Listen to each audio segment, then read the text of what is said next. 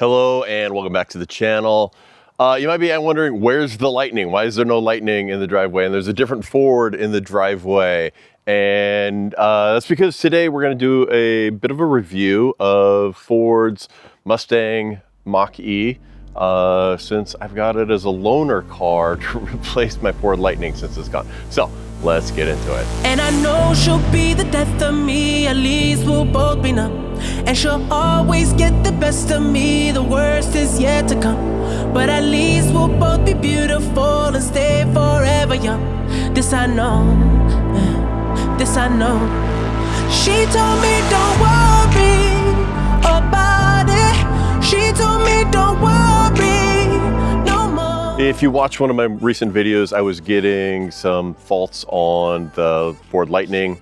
It's basically, I was getting the equivalent of a check engine light on an EV. It was giving me drivetrain warnings. I took it to the dealer. There was a little bit of back and forth. That's kind of what the video was about. But the dealer has eventually tracked it down to a problem with the shift module. So the ability to shift from park into drive.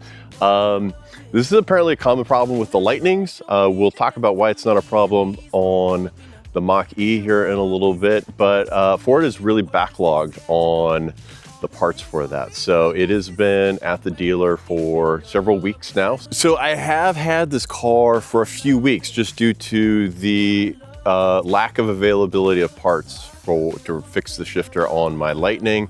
So it's a good opportunity for me to do a review of this vehicle because I've got enough experience with it, I think, to really kind of do a, hey, here's the ins and outs of this and what I like about it, what I don't like about it. And I'm gonna do a couple of comparisons to it. One, I'm gonna do comparison with this with the Ford Lightning. Now, this seems like a bit of an odd comparison because this is a, I would call it, honestly, I wouldn't even call it a car. I would call this a crossover SUV. It sort of fits about that level. It's very similar size to the Tesla's Model Y and a lot of other smaller SUVs out there. It's got sort of a hatchback style, fold down seats. Comparing it with the Lightning is a good comparison because it's Ford's other EV vehicle. It's also the vehicle that I've got the most experience with recently. So I'm gonna do some comparisons on a lot of the, really more the interface, the infotainment system, and comparing that with what I've got in the Ford, because I have the XLT, which has the smaller dashboard console, and this has the larger console, which is what you would find in higher level trims of the Lightning. The other comparison we're going to do is with the Tesla Model Y, partly because Frank has a Tesla Model Y, and so we were able to do a little bit of a side-by-side comparison to them the other day.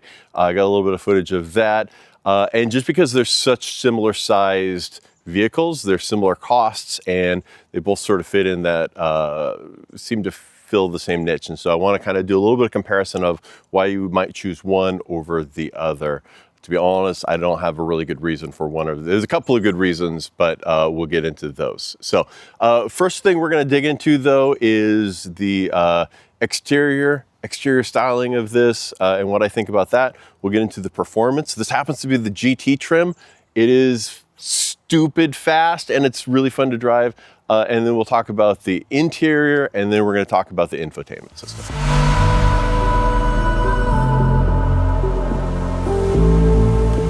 Okay, so the first thing to talk about, I think, is going to be the exterior. And I think the big elephant in the room is that this is called a Mustang, and I don't think it really looks like a Mustang.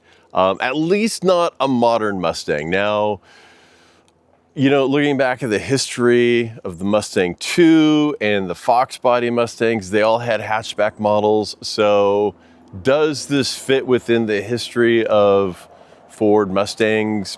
Kinda, yeah, I guess. But when I think of like current generations of Mustangs, Mustangs as a sports car, it just doesn't have that look. And there is some things about it that kind of look Mustang-y.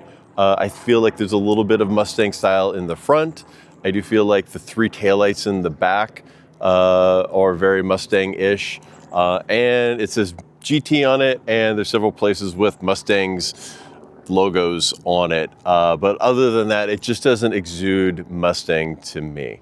That said, again, this is the GT model of this car, and it is really fast. I think the 0 to 60 time is 3.3 seconds. You really feel it kick in when you're going. It accelerates incredibly fast. Comparing it to the Lightning, it's definitely faster than the Lightning. The Lightning's very fast for a truck, but it's not this sort of speed. It's also really easy to go way over the speed limit when you're cruising on the freeway in this guy. It's just very fast. It is fun to drive, and it steers really well. It's got a really good cornering. It feels really fast around corners. It always tracks very well. I'm not a race car driver, but it feels like a very performance-orientated handling. Particularly if I turn it into the performance mode. There are 3 modes. There's whisper mode, there's normal, and then there's unbridled. I've tried all 3, and you do notice a little bit difference in the accelerator response in unbridled mode. It also decelerates a little bit faster without putting your foot on the brake, even when you're not in the 1-pedal mode. So let's talk a little bit more about the exterior now and things that are good or bad. I guess with this being classified as an SUV, I can sit in the trunk area, hatchback area, and there's quite a bit of space in here. I used this for hauling some crates up to storage the other day, and I have used it to carry my bike a few times. And so if I fold down the seats, you can get quite a bit of storage in here. Again, it's pretty similar to the Model Y. So Frank and I compared this with the Model Y that he had. We sort of did a side-by-side comparison. And they're very similar sized cars. I will say this had a little less space in this sort of trunk area with the seats folded down. Frank's bike could lay completely flat with the door shut, whereas my bike fit in here, but I had to turn the wheel up. So I would say this has about 6 inches less storage than Tesla's Model Y for being basically the same size car. In fact, I think this is a little bit larger footprint than the Model Y, whereas the Model Y has just a little bit more interior volume available to it. The trunk does open automatically. You can push a button. There's pistons that automatically lift it up and push it back down. You can use it. You can open it or close it with the key fob, so that works pretty well. There is a cloth cover that kind of blocks the window so people can't see what you've got stored back there. I've had sort of mixed results with it. It's fallen down a few times. It's a little bit funky. It looks nice and it functions well, other than sometimes it kind of falls apart on you. So one of the other things I've noticed when dealing with the hatchback here is when I fold down the seats, they fold down pretty easily, just like this. And usually the seatbelt comes back up here. And I found that a lot of times the seatbelt will get caught over this latch here. So when you try and put this back up, it doesn't close. So you have to be a little bit aware of that. But of course, if I do that, now the seatbelt's stuck back there. So I do wish this had something to keep the seatbelt right here, so that when I bring this up and down, the seatbelt would stay on this side of it. Otherwise, I find that it gets caught back there a little bit too easily. All right, well, still here on the exterior, the door handles on this are really unique. And it's one of the things that I find people, when they first walk up to this, notice immediately, because it's got this funky little wing here that you can grab onto, and then there's a push button right here that it pops out, and you can use that as it's just a nice little mechanism for how the doors open and close. And the other thing I noticed on this, Ford still uses their key number touch button guys to get in, but it is these light up numbers. So they disappear if you walk away from the car, and they come back if it's on.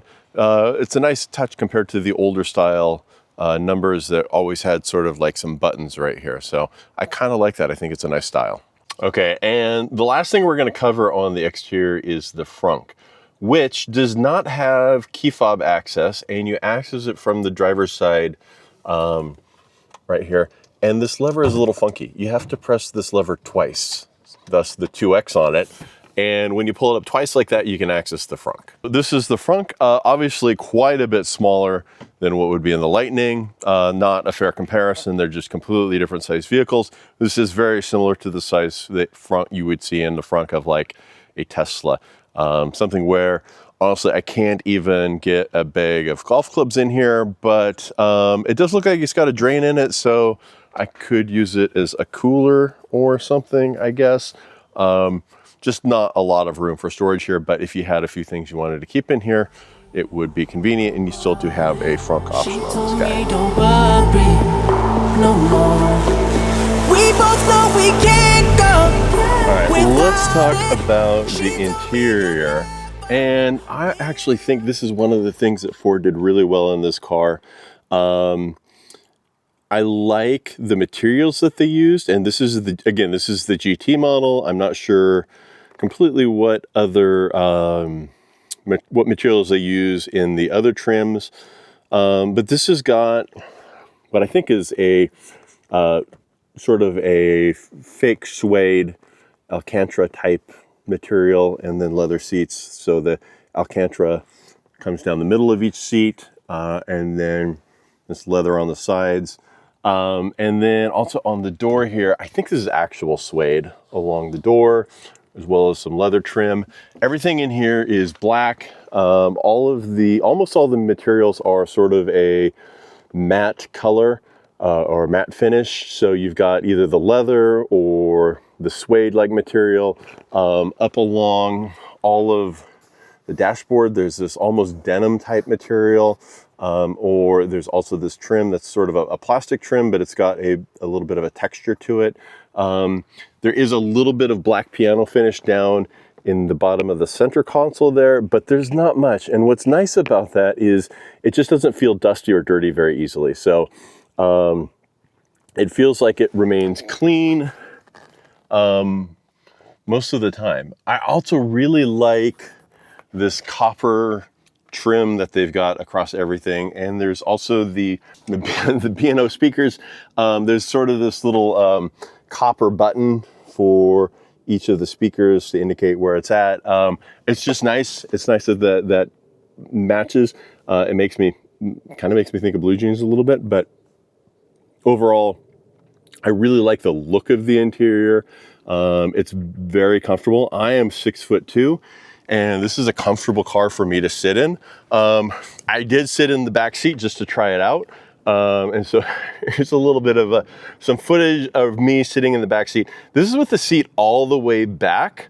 And I also sat in Frank's Model Y with the seats all the way back, and it was a similar amount of room. I think the Model Y had maybe a touch more room, and there's definitely a little bit more headroom getting in and out of the back, but I could sit back there as being a 6'2", 290-pound person. I could sit in the back seat. It wasn't comfortable. I wouldn't want to do it for hours, but I could sit back there, which says a little bit for this guy. I can feel my face when I'm with you, but I love it. Okay, so one of the biggest differences between my Ford XLT Lightning and this Mach-E, in fact, all of the Mach-E's have this 15.5-inch vertical display, whereas on the Lightning, that only comes in the upper two trim levels, either the Platinum or the Lariat. And in the in the XLT model that I've got, there's a 12-inch horizontal screen. And they both work great.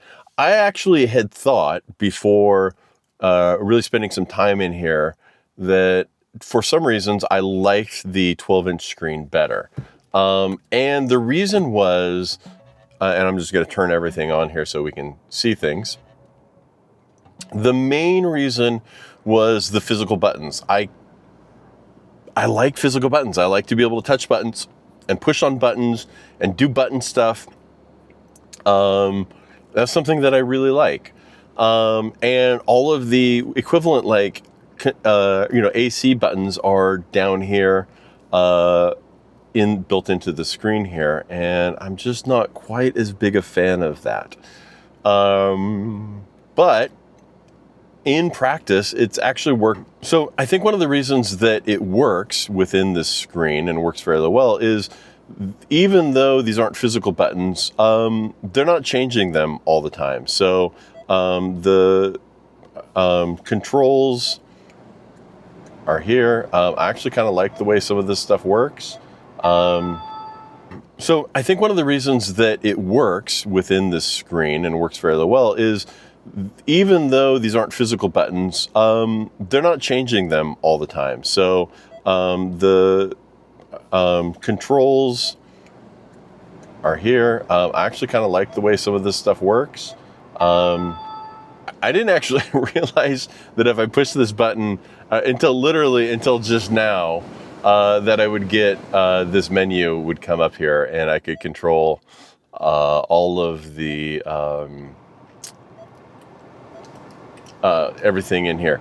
I don't think this is quite as nice as the air controls in the Tesla, where I could actually, you can touch it up here in the screen, and things will happen. This is a nice display.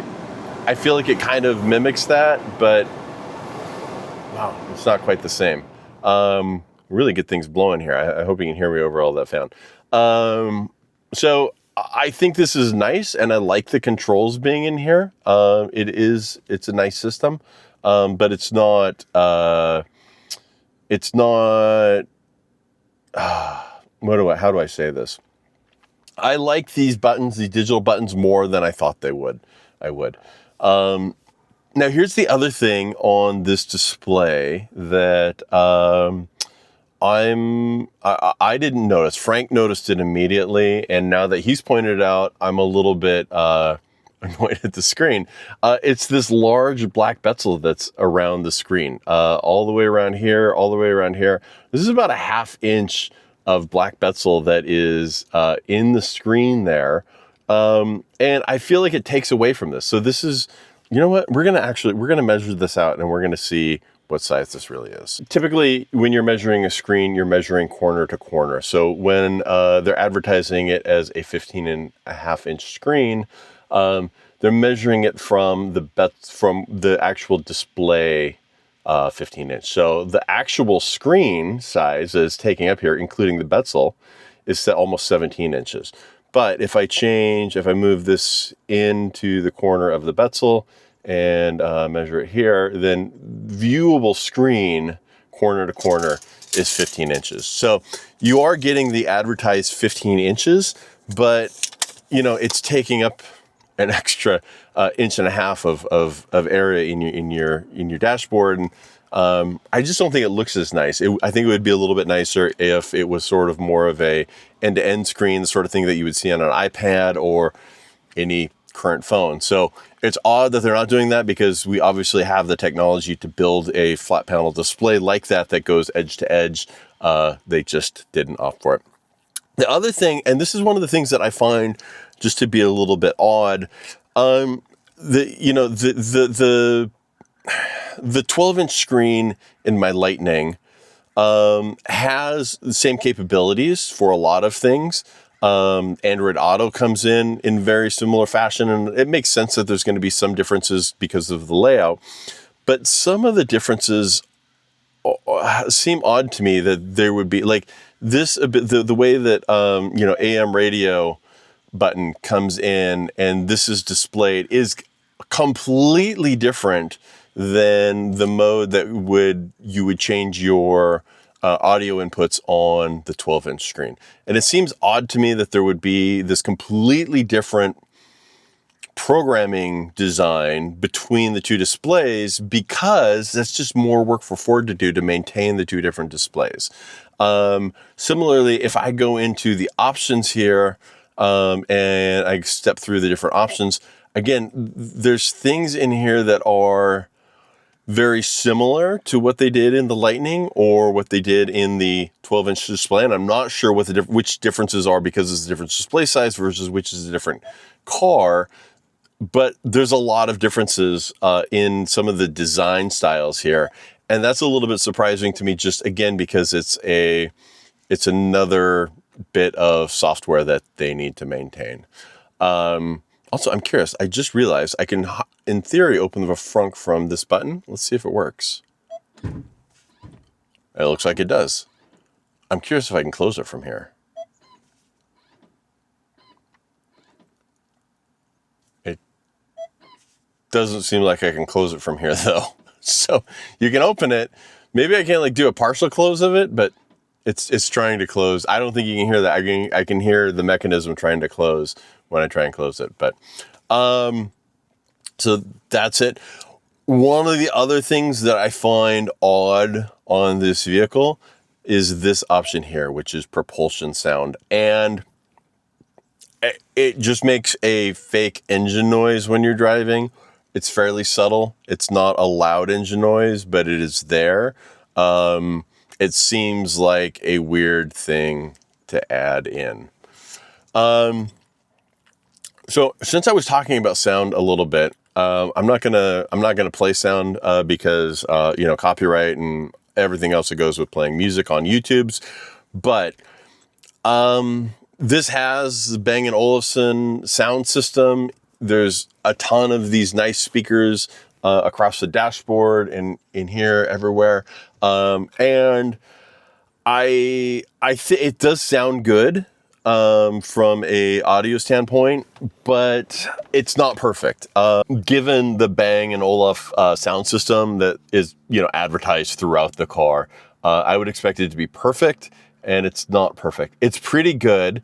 And I'm not even a audiophile, but the thing that I've noticed is music sounds pretty good, but any spoken audio, if I'm listening to a podcast or if I'm listening to a YouTube video of somebody talking about something, there is a staticky sound that is being introduced. And I don't know if one of the speakers shorted out. Again, this is a 2021 model. It's got 40,000 miles on it. Maybe it's been used as a loaner car from the dealership, so maybe somebody abused the sound system in this a little bit and blew out one of the speakers. That's what I'm assuming. I can't really validate that anyway easily. So that is one thing that I'm a little suspect on this. I don't know. Maybe it's just me, but I would have expected higher end audio out of it. I can feel my face when I'm with you. But I love it. So my Lightning doesn't have adaptive cruise control, which is actually something I wanted to try out on here. In the Lightning, I've got basically standard cruise control and a little bit of lane keeping assist. So it will kind of like keep you in your lane, mostly. But this has the adaptive cruise control, so I was really excited to get to try that out. I would say it's pretty nice. It works pretty well. It allows you, when you're driving on the highway, to not have to be able to use cruise control without having to track the car in front of you. You can kind of just, go, and it will maintain a proper safe distance from the car in front of you. Whereas on my Lightning, it doesn't do that. And I feel like the lane keeping assist is much more elevated in here. If I'm even on a country road, it will navigate the turns very well, with a couple exceptions. If there's like weird intersections or stuff like that, it will sometimes get confusing and I'll have to take control. I will say one thing. This does not have Blue Cruise, which is Ford's full self-driving. And I've seen things on the forums that compare it to Tesla's full self-driving mode, and I really don't think it's the same. Tesla's full self-driving mode will literally take you from point A to point B. I could leave my driveway right here and let it drive me completely to a restaurant, and it'll park, it'll navigate completely, and I can be completely hands-free, completely foot off the steering wheel. It'll go through stoplights, it'll go through stop signs, it'll navigate intersections, it will make turns. Even with Blue Cruise, Ford system is really mostly just adaptive cruise control. The benefit of Blue Cruise, as far as I can tell from reading, is that if you're on a select Blue Cruise highway, so not even every road, but just like some Blue Cruise enabled highways, you can take your hands completely off the wheel. So what that means is, like right now, if I'm driving, like this, and it's driving for me, I still have to leave a hand on the wheel. Now, you'll see these red lights flashing here. You only see those red lights in the camera. They don't show up to me, visibly, I can't see them. I think they're infrared lights and the camera's able to pick them up. But there's also cameras in here that are watching my face to make sure that while using adaptive cruise control, I'm still watching the road. And so if I look away while I'm using adaptive cruise control, if I look at the radio too long, if I start, texting people, it will make audio and visual warnings on the dashboard saying, hey, look at the road, look at the road. The other thing, though, with the placement of this sensor means that if I put my hand here, it's blocking its ability to see my face, and it'll also give you the same warning even if I am actually watching the road and doing everything correctly. So I do think it's a little bit off to make a comparison between Blue Cruise and full self-driving, just because I think full self-driving is way more advanced than Ford's either adaptive cruise control or Blue Cruise. Do I like them? Yes, I think they're nice. It's a nice bonus. I don't know that I believe Blue Cruise has a additional cost.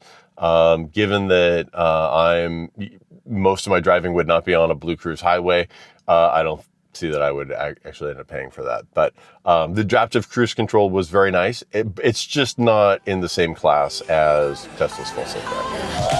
I can feel my face when I'm with you, but I love it,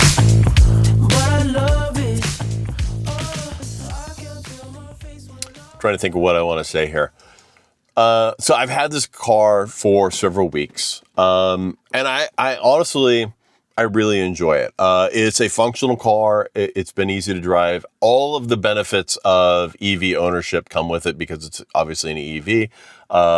And so I haven't paid for any gas. I've barely paid for anything. It's convenient to drive. It's got a little bit more range than my Lightning. So this gets around, I think, 280 miles of range. So it's been very pleasurable to drive. I do think it's got a little bit more road noise than I get from the Lightning, and because of the sport tuning, it is not as comfortable a ride. The Lightning is a very comfortable ride. This is much less so, particularly in parking lots that are bumpy or have some speed bumps. You really feel it. Whereas the Lightning's just always a smooth, comfortable ride. Would I own this car? If I was looking for a crossover SUV, I would definitely consider this. If I was looking for a crossover SUV that was very high performance, I would definitely consider this. And I honestly, I think that the difference between this and Tesla's Model Y are very small. And there's the key factors are almost styling. Which one do you prefer? Tesla's Model Y, the styling, the interior styling is very Spartan, very sparse. That's an intentional design choice. I think I preferred the design choices that Ford went with in this car. And so from that standpoint, I think I would prefer this. I think overall, I prefer this vehicle to the Model Y. However, if full self-driving is something that you're very passionate about or something that you really want, then I would pivot completely the other direction. The Model Y has full self-driving, and this really doesn't. This has a semblance of full self-driving. A couple of other caveats while I'm finishing this up. This is a 2021 model. I do believe they've changed a few things. Ooh, that reminds me. Let's talk about They have changed a few things. They've changed the interior. The pictures that I found online, it looks like the trim changed from this copper to red. I think I prefer the copper. I don't know if you can still get that or not. And the other big change is the shifter. So let's see if we can get this to work. So this is a shifter on this car. Honestly, I am not a huge fan of dial shifters. This one's grown on me a little bit. You can see my arm kind of rests right here. So it's right where the dial goes. I can shift it into whichever mode easily. This is one of the things. So in the Lightning, I've got the shifter here, and that's what's failed. A lot of people in the Lightning community have actually been doing a mod where they installed this dial shifter and replace the shifter that is installed right now. I don't want to do that. I'm going to let Ford just replace it with the new and improved shifter that shouldn't fail anymore. Because I do prefer the shifting to this dial here. Now, one of the things is that in the newer models of the Mustang, they have moved the shifter away from here and put it up to one of the stocks here on the dashboard. I would like to try that. I think I would prefer that the most. I think having the shifter as a lever on the stock here would be best. It kind of reminds me of old column shifters on 1970s trucks. And I think I would prefer that to the dial shifter that is in here right now. Also because that frees up a little bit more console room here. So you could have more things going on in the console. So that seems like a better design to me. All right, so that's it. This is my relatively brief review of Mustang Mach-E GT model. It's been fun to drive. I do want my Lightning back. I've got truck stuff I got to do. I've got some construction I want to do in the garage. I need to haul some sheetrock. I need to haul the demolition stuff back to the dump. There's just things that I would prefer to do with my truck. But if I had the need for or if I had a want for a fast SUV type car like this, I would definitely consider this. It's a great little vehicle. It's very fun to drive. And it's pretty functional. I mean, I have been able to haul some small stuff in here. The seats going down, you can get, quite a bit of storage in here. So it is also very functional from that standpoint. So, thanks for watching. Like and subscribe. So I can keep doing this kind of stuff, and we will see you again in the next video. I've got a couple of things queued up already, so we'll see you again soon. And I know she'll be the death of me, at least we'll both be numb. And she'll always get the best of me, the worst is yet to come. But at least we'll both be beautiful and stay forever young. This I know, this I know. She told me don't worry about it. She told me don't worry no more. We both knew we can't go without it. She told me you'll never be alone. I can feel my face when I'm with you, but I love it, but I love it. Oh, I can feel my face when I'm with you, but I love it, but I love it. Oh, and I know she'll be the death of me, at least we'll both